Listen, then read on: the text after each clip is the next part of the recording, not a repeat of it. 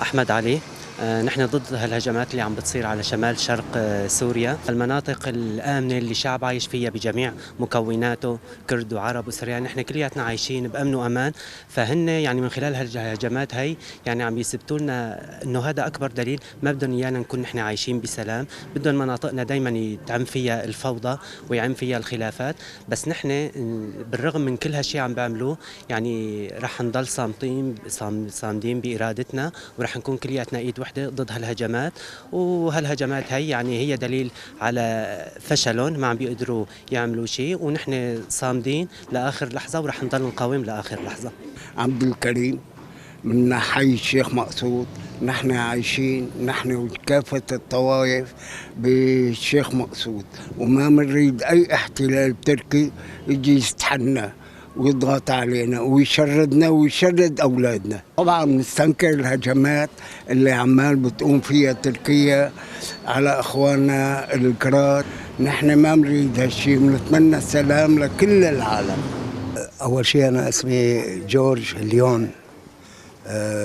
يعني عم نستغرب إنه عايشين طول عمرنا بسوريا، وهي الأرض لنا، يعني ما هو إنه نتمنى من الجهات المعنية تساعدنا في بهالمواضيع هاي. يعني ما بنرضى إنه هالهجمات التركية اللي عم تجي علينا، ما يعني بالنهاية هاي أرضنا ما هو أرضهم يعني. ف أكثر شيء الوضع سيء يعني هون بالنسبة لنا، يعني عايشين مبسوطين كنا، وعلى 24 وقت ما جتنا هالعالم هي يعني ما عم نعرف شو بده هو لا أردوغان. العجاج نحن بالبداية أول شيء نحن ندين ونستنكر الهجمات التركية شمال شرق سوريا. هالهجمات يعني أول بحاول إنه حزب العدالة والتنمية إنه هن يبعدوا المكونات كلها عن بعضها. نحن بشكل عام نحن كشعب سوري نحن ضد أي هجوم على أي أراضي سورية.